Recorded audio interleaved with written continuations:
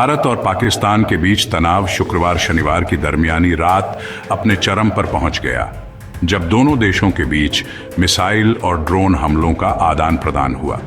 पाकिस्तान ने जहां 26 स्थानों पर हमले करने की कोशिश की, वहीं भारत ने इस्लामाबाद के पास स्थित पाकिस्तानी एयरबेसों पर मिसाइलें दागकर करारा जवाब दिया। स्थिति इतनी गंभीर हो गई कि पाकिस्तान ने अपना एयर स्पेस पूरी तरह से बंद कर दिया है और भारत ने 32 एयरपोर्टों का संचालन सुरक्षा कारणों से रोक दिया है। शुक्रवार रात पाकिस्तान की तरफ से जम्मू कश्मीर, पंजाब, गुजरात और राजस्थान जैसे सीमावर्ती राज्यों पर ड्रोन और मिसाइल हमले किए गए। पाकिस्तान की तरफ से 550 से ज्यादा ड्रोन भारतीय सीमा में दाखिल कर हमले की कोशिश की गई, जिसे भारतीय सेना ने नाकाम कर दिया। पठानकोट, श्रीनगर, अमृतसर, फिरोजपुर, भुज और बाड़मेर जैसे क्षेत्रों में धमाकों की आवाजें सुनी गईं और रेड अलर्ट घोषित किया गया।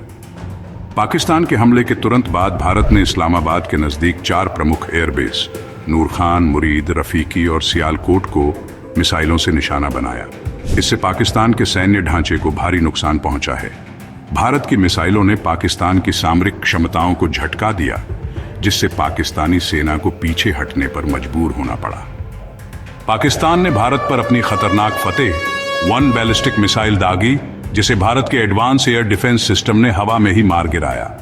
यह मिसाइल 140 किलोमीटर तक मार कर सकती है और ट्रक से लॉन्च की जा सकती है।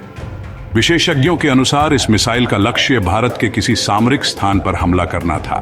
तनाव के चलते पाकिस्तान ने शनिवार दोपहर 12 बजे तक के लिए अपना एयर स्पेस बंद कर दिया, जिससे कई अंतर्राष्ट्रीय उड़ानें प्रभावित हुईं। भारत ने भी एहतियात के तौर पर 32 एयरपोर्टों का संचालन 14 मई तक के लिए रोक दिया है। सोशल मीडिया पर कई वीडियो सामने आए हैं, जिनमें भारत द्वारा सरसा क्षेत्र में पाकिस्तानी लॉन्ग रेंज मिसाइल को इंटरसेप्ट करते हुए देखा गया।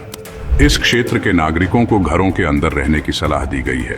ये सभी ध्यान दें, जैसे ही चंडीगढ़ में जिस भी टाइम सायरन की आवाज आती है, तुरंत रोड और पार्क को छोड़ के अपने घरों के अंदर चले जाएं। कोई रोड और पार्क पे न मिले, नियर बाई अगर आपका मकान नहीं है तो नियर बाई बिल्डिंग में चले जाएं, कोई दिक्कत नहीं है। रोड और पार्क के अंदर कोई नहीं मिलेगा। जैसे ही सायरन की आवाज सुनाई देती है, अपने घरों के अंदर चले जाएं। श्रीनगर और अमृतसर में मस्जिदों और प्रशासन द्वारा लाउडस्पीकरों से ब्लैकआउट और सावधानी बरतने की घोषणाएं की गईं।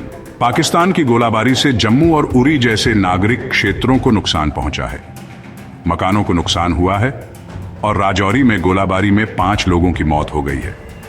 श्रीगंगानगर, हनुमानगढ़ और अंबाला जैसे क्षेत्रों में भी हाई अलर्ट घोषित कर दिया गया है।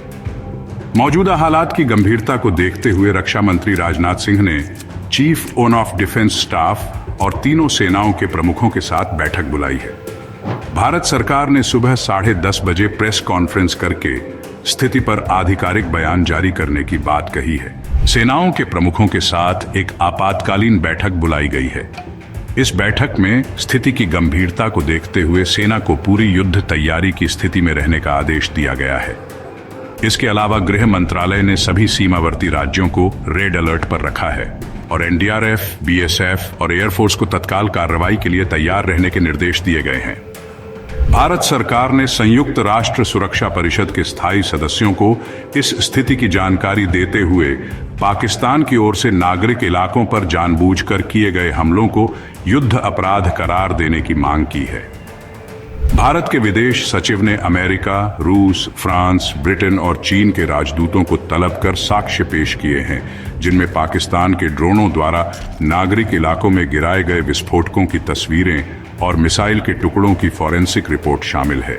वहीं पाकिस्तान की ओर से इस्लामाबाद और रावलपिंडी में चीन और तुर्की के राजदूतों के साथ गुप्त बैठकें हुई हैं। सूत्रों के अनुसार पाकिस्तान भारत के जवाबी हमलों से बौखलाया हुआ है और अंतर्राष्ट्रीय दबाव बनाने की कोशिश कर रहा है। इस दौरान पाकिस्तान के प्रधानमंत्री ने आरोप लगाया कि भारत क्षेत्रीय शांति को खतरे में डाल रहा है, जबकि भारत ने स्पष्ट किया है कि वह केवल आत्मरक्षा में कार्यवाही कर रहा है।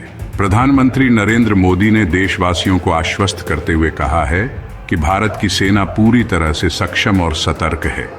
हम शांति के पक्षधर हैं, लेकिन हमारी संप्रभुता पर आंच आई तो मुंहतोड़ जवाब देंगे। उन्होंने सभी नागरिकों से अफवाहों से बचने और सरकारी निर्देशों का पालन करने की अपील की है। रक्षा मंत्रालय ने भी ट्विटर और अन्य सरकारी चैनलों के माध्यम से समय समय पर अपडेट जारी करने का निर्णय लिया है ताकि गलत सूचनाओं से बचा जा सके। सीमा से लगे इलाकों में जनजीवन बुरी तरह प्रभावित हुआ है। स्कूल, कॉलेज, बाजार और सरकारी दफ्तर बंद कर दिए गए हैं। सेना ने कई गांवों को खाली कराकर लोगों को सुरक्षित स्थानों पर भेजा है। पंजाब और राजस्थान के सीमावर्ती इलाकों में मोबाइल नेटवर्क अस्थायी रूप से बंद कर दिया गया है। इस संकट की घड़ी में सोशल मीडिया एक बड़ा हथियार बन गया है। एक तरफ जहां भारतीय सेना के हमलों के वीडियो वायरल हो रहे हैं, वहीं दूसरी तरफ पाकिस्तान द्वारा फर्जी वीडियो और दुष्प्रचार भी फैलाया जा रहा है। गृह मंत्रालय की साइबर विंग ने कई फेक अकाउंट्स को चिन्हित कर ब्लॉक किया है और आईटी मंत्रालय ने ट्विटर, फेसबुक और यूट्यूब से सहयोग मांगा है।